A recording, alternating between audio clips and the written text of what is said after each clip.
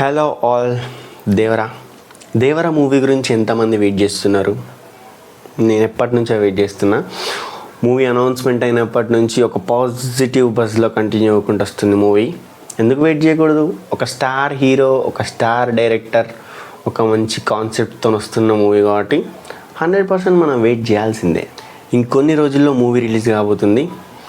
ఆ మూవీ చూసేలోపు ఒకసారి ఈ వీడియో కూడా చూసేయండి.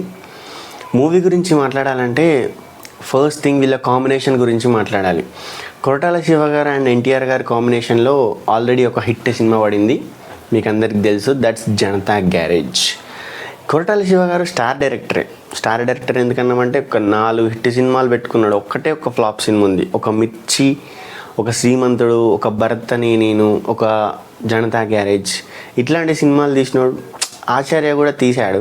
అన్ఫార్చునేట్లీ అది ఎందువలనైనా ఫెయిల్ అయ్యి ఉండొచ్చు, రీజన్స్ ఏమైనా అయ్యి ఉండొచ్చు. కానీ దాన్ని పట్టుకొని దేవరా కంపేర్ చేయడం కరెక్ట్ కాదు. Devara is another level. అంతే, మనం నమ్మాలి. మనం చూస్తున్నాం కూడా కంటెంట్ కాబట్టి దేవరా గురించి మాత్రం మనం వెయిట్ చేయాల్సిందే. అన్నీ దీంతో కంపేర్ చేయకుండా కంప్లీట్గా ఓన్లీ దేవరని మాత్రమే మైండ్లో పెట్టుకొని చూడాలి దేవర సినిమా. ఇంకొక మూవీ మనకు మైండ్లోకి రావద్దు అన్నట్టు, ఏ సీన్ రాకూడదు. ఆచార్య కానీ ప్రీవియస్ మూవీస్ కానీ ఏది రాకూడదు. దేవరను కంప్లీట్గా దేవరలాగానే చూడాలి. దేవర అనేది ఒక మామూలు సినిమా కాదు, ఒక ఆర్డినరీ సినిమా అసలే కాదు. ఎందుకంటే రిలీజ్ అయిన తర్వాత మీరే చూస్తారు కాబట్టి. అక్కడక్కడ నెగిటివ్ బజ్ వస్తుంది, కానీ మోస్ట్ ఆఫ్ ద బజ్ అయితే పాజిటివ్గానే ఉంది. ఈ నెగిటివ్ నా కొడుకులు ఉంటారు కొంతమంది, వాళ్ళ గురించి మాట్లాడద్దు, కానీ వాళ్ళ వల్ల కొంచెం నెగిటివ్ అవుతుంది. మాట్లాడదాం వాళ్ళ గురించి కాదు, కానీ ఆ టాపిక్ ఏంటిదనేది దాన్ని టచ్ చేద్దాం వీడియో అయిపోయేలోపు. ఎందుకయ్యా ఈ సినిమా మీద నీకు ఎందుకంత నమ్మకం అని నన్ను అడిగితే, ఎన్టీఆర్ గారు మన టెంపర్ ఆడియో లాంచ్లో ఒక మాట చెప్పారు. ఏంటి, నందమూరి అభిమానులందరూ కాలర్ ఎగిరేసుకొని తిరిగే సినిమాలు చేస్తా అని చెప్పేసి. అప్పటి నుంచి మీరే చూడొచ్చు, ఒక టెంపర్, ఒక నాన్నకు ప్రేమతో, ఒక జైలు అవకుశ, ఒక అరవింద సమేత, వీర రాఘవ, ఒక RRR. ఫ్లాప్ అనేదే లేదు. ఇది ఎందుకు ఫ్లాప్ అవుతుంది? కాదు, ఇది కూడా కాదు. దేవర అనేది ఒక హిట్ సినిమా అని నమ్మి మాత్రమే సినిమాకి వెళ్ళాలి, అంతే. మూవీ టీం నుంచి వచ్చిన కంటెంట్ చూసుకుంటే ఫస్ట్ థింగ్స్ ఫస్ట్, వీళ్ళు గ్లిమ్స్ రిలీజ్ చేసి, దేవర గ్లిమ్స్, ఆ హాఫ్ మూన్ని ఫుల్ మూన్ చేయడం, ఇన్ని షార్ట్స్ వచ్చినాయి. ట్రైలర్ 1, ట్రైలర్ 2 వచ్చిన తర్వాత కూడా నా ఫేవరెట్ షాట్ అయితే ఇప్పటికీ అదే. అండ్ ఆ బ్యాక్గ్రౌండ్ మ్యూజిక్ ఇలా నడుస్తూ ఉంటుంది. ఆ గ్లిమ్స్తోనే పాజిటివ్ బజ్ వచ్చేసింది మూవీకి. అండ్ నెక్స్ట్ థింగ్, వాళ్ళు మూవీ మేకింగ్లో పడిపోయి అప్డేట్స్ ఏం రిలీజ్ చేయలేదు. అండ్ చాలా రోజుల తర్వాత వచ్చింది ఒక పాట, దట్స్ ఫియర్ సాంగ్. అది అందరికీ ఫేవరెట్ అయిపోయింది రిలీజ్ కాగానే. ఎలా అంటే లైక్ డ్రైవింగ్లో ఉన్నప్పుడు ఆ సాంగ్ వింటే మామూలుగా మనం ఎవడు ఆపలేడిగా, ఆ స్పీడ్ ఆటోమేటిక్గా పెరుక్కుంటూ పోతూ ఉంటుంది. గూస్ బంప్స్ వస్తూనే ఉంటాయి ఆ పాట విన్నంతసేపు, విన్నన్ని రోజులు, ఇప్పటికీ కూడా. తర్వాత మూవీ టీం నుంచి వచ్చింది చుట్టమల్లే సాంగ్ వచ్చింది. అది విన్నప్పుడు ఓకే జస్ట్ యావరేజ్ అని అనుకున్నా. కానీ తెల్లారు లేచిన తర్వాత ఓ ఇన్స్టాగ్రాము, ఓ యూట్యూబు, ఇవే ప్లాట్ఫామ్ చూసుకున్నా కూడా మొత్తం చుట్టమల్లే సాంగే నడుస్తుంది. ఎరా బాబు ఇంత హిట్ అయిందా అంటే అయింది. ఎందుకయింది? ఒక రీజన్ ఏమో స్లోగా ఎక్కేసింది, ఇంకో రీజన్ ఏమో జాన్వీ కపూర్, తన వల్ల కూడా సాంగ్ అంతా క్రేజ్ కావడానికి హెల్ప్ అయింది అన్నట్టు. నెక్స్ట్ మూవీ టీం నుంచి వచ్చిన అప్డేట్ ఏంటంటే దావుడి సాంగ్ గురించి మాట్లాడుకోవాలంటే ఎన్టీఆర్ గారి డ్యాన్స్, గ్రేస్, స్టైల్, దాని గురించి మాట్లాడాలి. ఆల్మోస్ట్ 6 years తర్వాత డ్యాన్స్ చేస్తున్నాడు. అంటే మధ్యలో నాటు సాంగ్ చేశాడు, అయినా కూడా కొంచెం చేంజ్ కూడా లేదు. Same grace, same style. Daavudi song అంటే ఎన్టీఆర్ గారి డ్యాన్సే. అంటే జాన్వీ కపూర్ గారి డ్యాన్స్ మ్యాచ్ చేశారు థియేటర్లో. ఇంకా చూద్దాం, ఫుల్ లెంత్ సాంగ్ రిలీజ్ కాలేదు కదా, ఇప్పటికైతే డ్యాన్స్ మ్యాచ్ చేశారు. థియేటర్లో కూడా చూద్దాం, ఇంకా ఉంది song. And next comes star of the hype pro max trailer release అయినప్పుడు ఒక్కొక్కలాగా మాట్లాడిండు. నాకైతే 100% నచ్చింది. ట్రైలర్ జాబ్ ఏంటిది, ట్రైలర్ పర్పస్ ఏంటిదంటే, మూవీ టీం వాళ్ళు మేము ఒక మూవీ తయారు చేసినాం, ఆ మూవీ గురించి ఇది ఒక ట్రైలర్, ఈ ట్రైలర్ మీరు చూడండి, ఈ ట్రైలర్ మీకు నచ్చుతుంది, ఈ ట్రైలర్ చూసి మీరు మూవీకి రావాలి. 100% ఎస్టాబ్లిష్ అయింది. ఎందుకంటే ట్రైలర్లోనే మూవీ కాన్సెప్ట్ చెప్పాలి మనం, అది చెప్పేసారు. 100% ఎస్టాబ్లిష్ అయింది. ఏముంది ట్రైలర్లో, భయం తెలియని బందిపోట్లు, సైఫ్ అలీ ఖాన్ అండ్ గ్యాంగ్. మళ్ళీ ఒక్క డైలాగ్తోనే ఆల్మోస్ట్ ప్లాట్లోకి ఎంట్రీ అయిపోయినాం. ఏది, బతికేంత ధైర్యం ఉంటే చాలు కానీ చంపేంత ధైర్యం అవసరం లేదని. అంటే ఎన్టీఆర్ గారు కూడా వాళ్ళతో కలిసి దొంగతనాలు అనేవి చేసేవారు, చిన్న చిన్న దొంగతనాలు బతకడానికి. కాకపోతే అది ఎప్పుడు ఎట్లా మారిపోయిందంటే చంపేంత దొంగతనాలకి వెళ్ళిపోయింది అన్నట్టు. అంటే నేవీ వాళ్ళని చంపే షాట్స్ ఉన్నాయి కదా, సో అట్లా వెళ్ళినప్పుడు దేవర రివోల్ట్ అవుతారు అన్నట్టు సైఫ్ అలీ ఖాన్ అండ్ గ్యాంగ్ పైనకి. సో మనకు బతికేంత ధైర్యం చాలు, చంపేంత అవసరం లేదు. సో అది కాన్సెప్ట్ అన్నమాట. ఇంకా వెళ్తే డీకోడ్ చేస్తే చాలా ఉంటాయి ట్రైలర్లో, ఆల్రెడీ చాలామంది డీకోడింగ్ చేసేసారు. అండ్ నాకు పర్సనల్గా అనిపించిన విషయం ఏంటిదంటే ఎన్టీఆర్ గారు 2 క్యారెక్టర్స్ని ఎస్టాబ్లిష్ చేసారు. దాంట్లో సెకండ్ క్యారెక్టర్కి కొంచెం భయం అట్లా చూపెట్టారు. అతను భయస్థుడు ఏం కాకపోవచ్చు మోస్ట్లీ. దేవర బయటికి వెళ్ళినప్పుడు వాళ్ళ కొడుకే ఇదంతా చేస్తూ ఉంటున్నట్టు. అంటే ఊరిని భయంలో ఉంచే పర్సన్ ఎవరంటే భయంగా నటిస్తున్న కొడుకే భయం చూపిస్తాడు అన్నట్టు తెలియకుండా అని నాకు అనిపిస్తుంది, నా పర్సనల్ ఒపీనియన్. సినిమాలు ఏమైతే సినిమాలు చూద్దాం.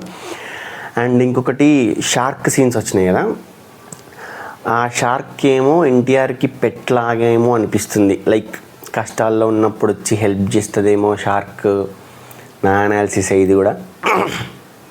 అండ్ సినిమాలో మంచి మంచి క్యారెక్టర్స్ ఉన్నారు. ఎవరు, గెటప్ సీన్ కానీ, శ్రీకాంత్ గారు కానీ, టామ్ చాకో గారు, సైఫ్ అలీ ఖాన్ గారు, వీళ్ళందరికీ మంచి మంచి రోల్స్ పడినాయి. మూవీలో చూడాలి ఎవరికి ఎంత ఇంపార్టెన్స్ ఉంటుందో అని. అండ్ జాన్వీ కపూర్ గారికి కూడా నార్మల్గా సాంగ్స్ వరకు కాకుండా తన యాక్టింగ్ స్కిల్స్ ఏమన్నా చూపెట్టుకుంటే, అంటే వీళ్ళకి స్కోప్ ఉండాలి కదా, స్టోరీలో స్కోప్ ఉండి ఆమె యాక్టింగ్ స్కిల్ బయటపడితే బాగుంటుంది. సాంగ్స్ వరకు కాకుండా తనని సీన్స్లో కూడా ఉంటే చాలా బాగుంటుంది చూడడానికి. అండ్ ట్రైలర్లో ఇంకొకటి, మన జాన్వీ కపూర్ గారి రోల్ చూస్తుంటే నాకు ఒక రంగస్థలం రామలక్ష్మి క్యారెక్టర్ లాగా, ఒక పుష్ప శ్రీవల్లి క్యారెక్టర్ లాగా అనిపిస్తుంది. అంటే ఈ మూవీలో తన రోల్ ఏదైనా అయ్యి ఉండొచ్చు, తన నేమ్ ఏదైనా అయ్యి ఉండొచ్చు, కానీ ఆ నేమ్స్ లాగా మిగిలిపోయే రోల్ లాగా ఉంటే చాలా బాగుంటుంది. Let's hope for the best. Trailer అయితే చేయాల్సిన జాబ్ చేసేసింది అంతే. రావాల్సిన హైప్ అయితే వచ్చేసింది, రావాల్సిన పాజిటివ్ బజ్ కూడా వచ్చేసింది మూవీకి. అండ్ ప్రీ రిలీజ్ ఈవెంట్ కూడా అయితే బాగుండేది. ఇంకా ఎన్టీఆర్ స్పీచ్ కానీ, అనిరుద్ధ్ లైవ్ పర్ఫార్మెన్స్ కానీ, ఇవన్నీ ఇంకా పాజిటివ్ బజ్కి చాలా బాగుండేది. కాకపోతే మన ఫ్యాన్స్ గురించి తెలిసిందేగా, ఇక్కడ 4000 ఉన్న కెపాసిటీని 25,000 మెంబర్స్ వెళ్ళిళ్ళంట అన్న హోటల్కి. సో అందువల్ల క్యాన్సిల్ అయిపోయింది ఈవెంట్. బట్ ఏదన్నా ప్రెస్ మీట్ పెట్టి చెప్తారేమో రిలీజ్ రోప్, వాళ్ళు చెప్పాలనుకున్న థ్యాంక్ యూ అట్లాంటివి ఉంటాయిగా, వాళ్ళు ఇచ్చేశారు, వీళ్ళు వచ్చేసారు, వీళ్ళు హెల్ప్ అయింది అని చెప్పి అట్లాంటి ప్రెస్ మీట్ అయితే ఒకటి పెట్టి వాళ్ళు చెప్పాలనుకున్నది చెప్పి రిలీజ్ చేస్తారు. అండ్ మూవీకి అనిరుద్ధ్ని ఆన్బోర్డ్ చేసినప్పుడు చాలా హ్యాపీగా ఫీల్ అయింది. ఎందుకంటే ఒక జైలర్ సినిమా నాకైతే యావరేజ్ అనిపించింది, కానీ అనిరుద్ధ్ మ్యూజిక్తోనే దాన్ని సూపర్ హిట్ చేసేసిండు. ఇప్పుడు ఈ సినిమాకి సూపర్ హిట్ అయ్యే స్టోరీ ఉంది, సూపర్ హిట్ డైరెక్టర్ ఉన్నాడు, సూపర్ హిట్ హీరో ఉన్నాడు. ఈ మూవీకి ఇంకా బ్యాక్గ్రౌండ్ మ్యూజిక్ గట్టిగా పడితే ఏ రేంజ్ హిట్ అవుతుందో మీ అంచనాకే వదిలేస్తున్నది. అవన్నీ మనం మళ్ళీ థియేటర్లోనే చూసి ఆ రోజు కూడా మళ్ళీ మాట్లాడుకుందాం సినిమా గురించి. టీఎఫ్ఐ ఫ్యాన్స్కి అయితే పండగే నార్మల్ ఆడియన్స్ కన్నా. ఎందుకంటే ఒక మాస్ సినిమా, కరెక్ట్గా ఒక మాస్ సినిమా చూసి చాలా రోజులు అవుతుంది. ఎప్పుడు చూసామో గుర్తులేదు లాస్ట్కి. మంచి హిట్ పడలేదు అంటే హనుమాన్ పడలేదా, హిట్ కల్కి పడలేదా అంటే పడినాయి. కాకపోతే ఇంత మాస్ రేంజ్లో ఎంజాయ్ చేయలేకపోయినాం సినిమాని. సో ఇది ఈ కత్తులు కానీ, రక్తాలు కానీ ఇట్లాంటివి ఉంటాయి కదా మాస్ కమర్షియల్ ఎలిమెంట్స్. సో ఇట్లాంటి మూవీ చూడక చాలా రోజులు అవుతుంది. మంచి స్టోరీ, మంచి కాన్సెప్ట్తో వస్తుంది. సినిమా కనుక బాగుండాలి, కల్కి రేంజ్ రికార్డ్స్ కొట్టేస్తుంది అంతే ఇక. అండ్ ఈ మూవీ హిట్ స్టేటస్ని తెచ్చుకోవాలంటే తెలుగు స్టేట్స్లో అయితే ఒక 220 crores గ్రాస్ ఉండే, ఒక 110 crores 115 crores షేర్ కలెక్ట్ చేయాలి. హిందీలో ఒక 60-65 crores నెట్ కలెక్ట్ చేయాలి. ఓవర్సీస్లో ఒక $8 million to $9 million కలెక్ట్ చేయాలి. And rest of the India అంతా పెద్దగా ఐడియా లేదు. కాకపోతే హిట్ అయ్యే ఛాన్సెస్ అయితే ఎక్కువ ఉన్నాయి. ఎందుకంటే డే 1 ఒక 30 to 40% బుకింగ్స్ అయితే అయిపోతాయి. రెస్ట్ ఆఫ్ ద 60% జస్ట్ ఒక పాజిటివ్ బజ్ మాత్రమే. బజ్ కాదు, పాజిటివ్ టాక్. రిలీజ్ అయిన తర్వాత ఆ పాజిటివ్ టాక్ వచ్చిందనుకో సినిమా హిట్ కాకుండా ఎవరు ఆపలేరు అంతే. ఈ నెగిటివ్ బ్యాచ్ కొంతమంది ఉండే మూవీ పైన విఎఫ్ఎక్స్ బాగాలేదని అక్కడక్కడ షార్ట్స్ కొన్ని చూసి అవి బాగాలేదని ఇవి బాగాలేదంటారు. సినిమా బడ్జెట్ ఎంత 250 to 300 crores. దాంట్లో వీళ్ళ రెమ్యునరేషన్స్ పోవాలి, అన్ని ప్రొడక్షన్ మేకింగ్ పోవాలి, అన్నీ పోయిన తర్వాత విఎఫ్ఎక్స్కి ఇచ్చిన బడ్జెట్ ఎంత ఉంటుంది, కొంచెం ఉంటుంది. దాంట్లో వాళ్ళు 100% చేయాల్సింది చేసేసారు.